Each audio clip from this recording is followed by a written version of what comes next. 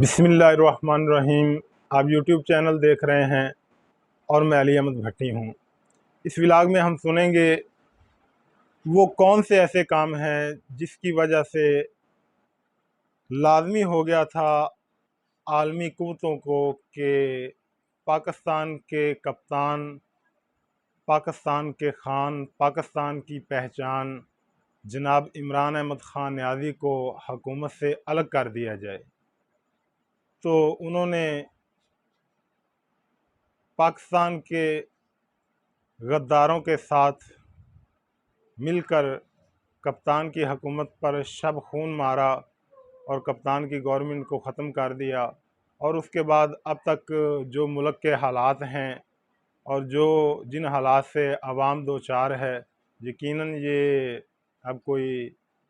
ڈھکا چھپا نہیں رہا کہ یہ ایک عالمی سازش ہی تھی جس کی وجہ سے کپتان کو گورنمنٹ سے الگ کیا گیا۔ اور پاکستان کے جو بکاؤ میڈیا چینل ہیں وہ کپتان کی 3.5 سالہ گورنمنٹ میں دن رات کپتان کی کردار کشی اور حکومت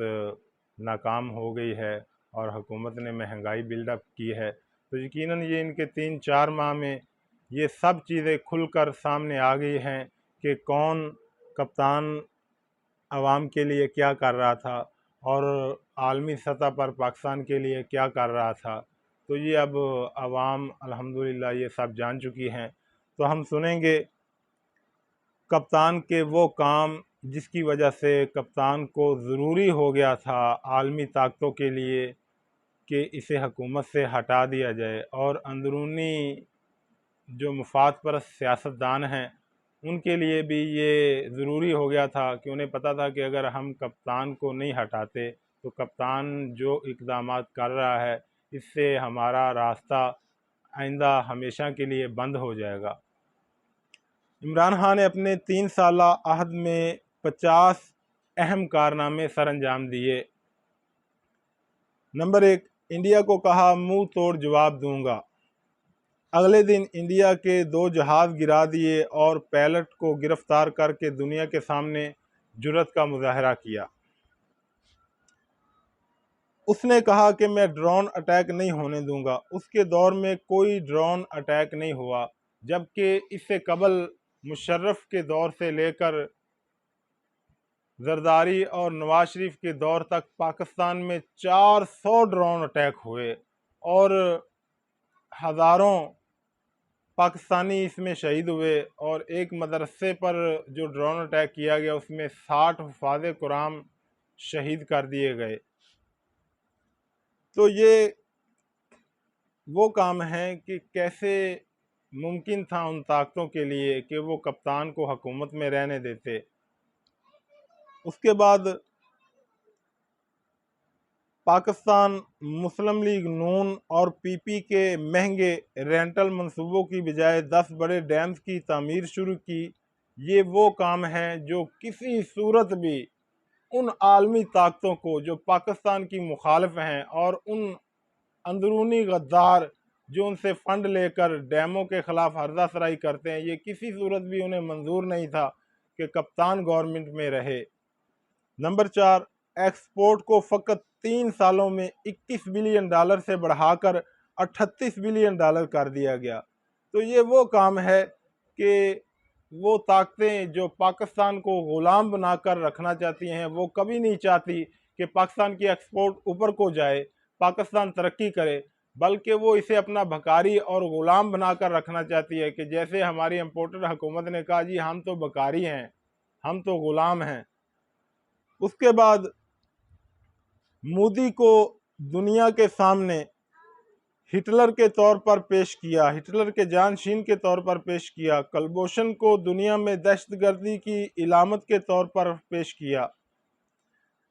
اسلام فوبیا اور نبی کریم صلی اللہ علیہ وآلہ وسلم کی شان میں گستاخانہ خاکوں پر یورپ اور مغرب میں ایک مضبوط موقف اپنایا، حجاب پر پابندی پر بات کی اور نبی کریم صلی اللہ علیہ وآلہ وسلم سے بے لوث محبت ہر مقام پر اور دنیا کے ہر فورم پر ظاہر کی۔ نمبر 7، ریکوڈک میں ضائع کیے گئے $11 بلین جرمانے کو $9 ارب انویسٹمنٹ میں تبدیل کروا کے ملک و قوم کی خدمت کی۔ نمبر 8، پی آئی اے کو خسارے سے نکال کر منافع کی طرف گامزن کیا۔ نمبر 9، کنسٹرکشن انڈسٹری کے لیے شاندار پیکیجز کا اعلان کیا جس سے 8 لاکھ نئی نوکریاں پیدا ہوئی، حتیٰ کہ کرونا عروج پر تھا۔ نمبر 10، ٹیکسٹائل کی تباہ حال انڈسٹری کو دوام بخشا، ایکسپورٹ کو $20 ارب تک لے کر گئے جو کہ گزشتہ حکومتوں میں فقط 9-10 ارب تک محدود ہو کر رہ گئی تھی۔ نمبر 11، بلین ٹری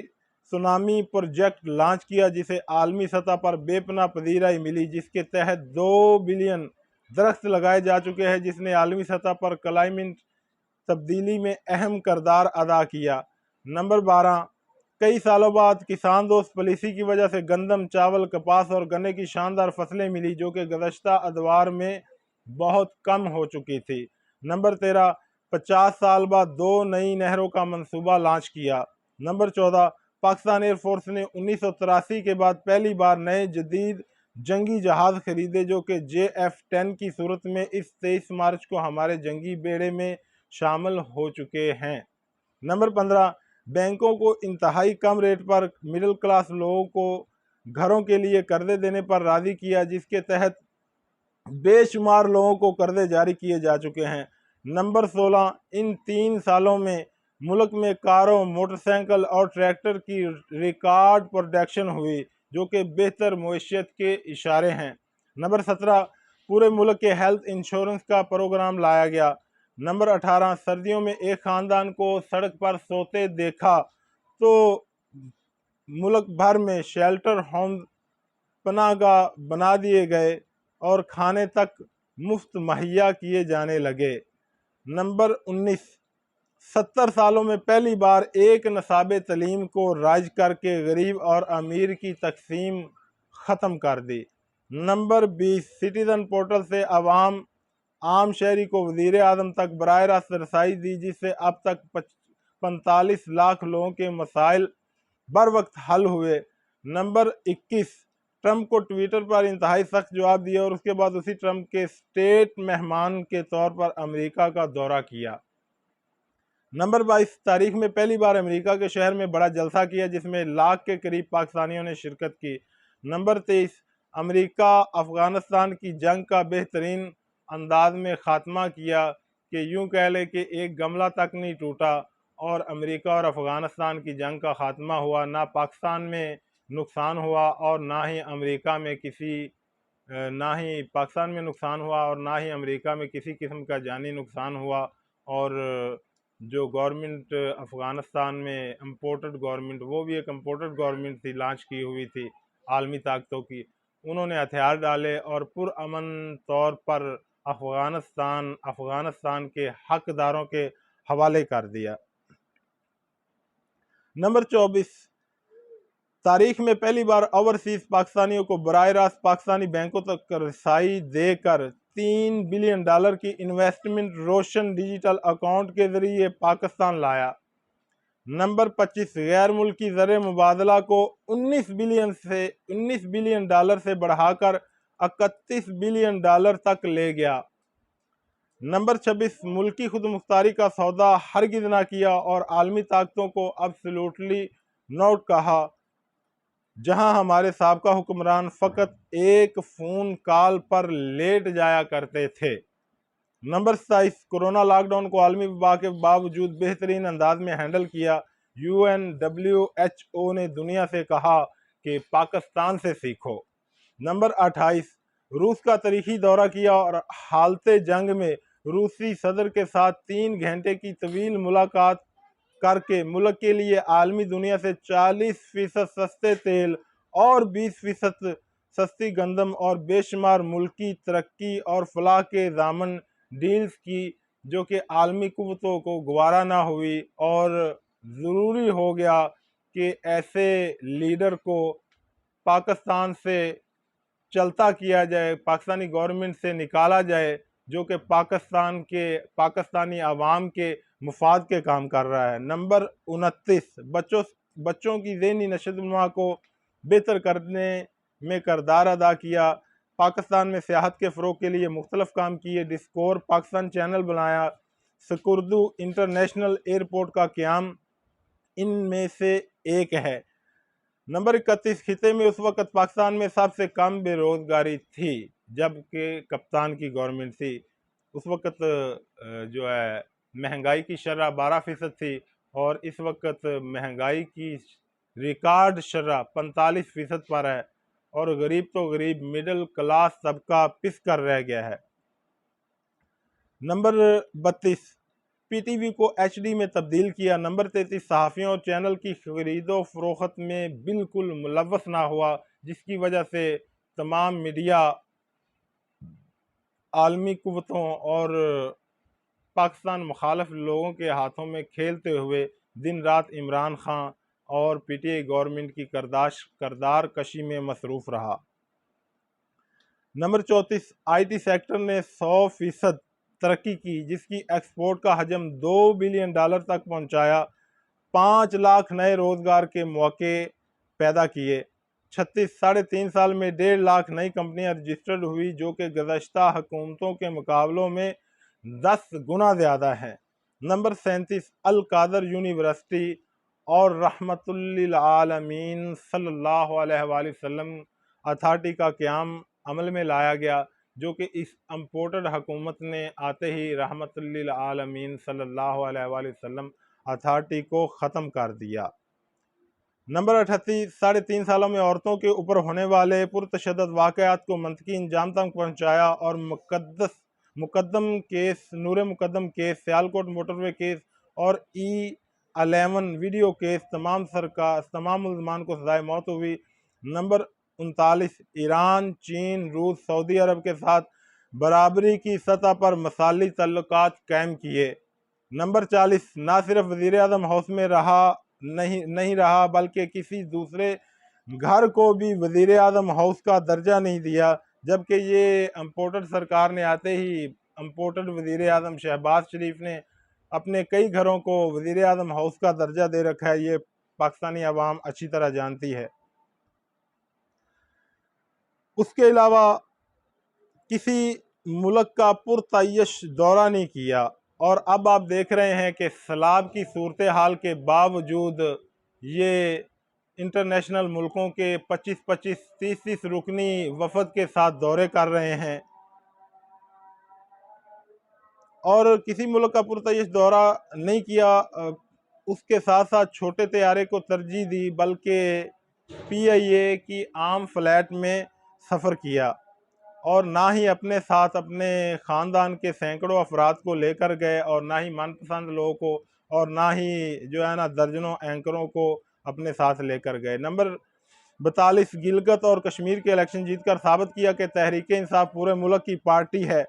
پنجاب یا اندرون سندھ کی جماعت نہیں۔ نمبر 43، فاٹا کو کے پی کے کا حصہ بنایا تاکہ کوئی غیر ملکی طاقت جنگی قبائلی علاقہ کہہ کر ان پر حملہ نہ کر سکے۔ نمبر 44، ڈیمی کی بجائے ایک صحت مند شخص کو صدر پاکستان بنا کر اس عہدے کا وقار بحال کیا۔ نمبر 45، پاکستان کی 70 سالہ تاریخ میں کسی وزیر اعظم نے اتنے بہترین اقدامات نہیں کیے جتنے کہ جناب عمران احمد خان نیازی صاحب نے اپنے مختصر 3.5 سالہ دور حکومت میں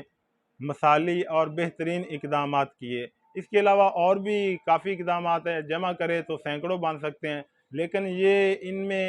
یہ وہ اقدامات ہیں کہ جن کی وجہ سے ان میں کچھ درجنوں اقدامات تو وہ ہے جیسے ڈیموں کا بنانا اور ڈرون حملوں کا، کہ پاکستان میں کوئی ڈرون اٹیک نہیں ہوگا میری حکومت میں، اور نہ ہی میں اس کی اجازت دوں گا، اور اس کے علاوہ پاکستان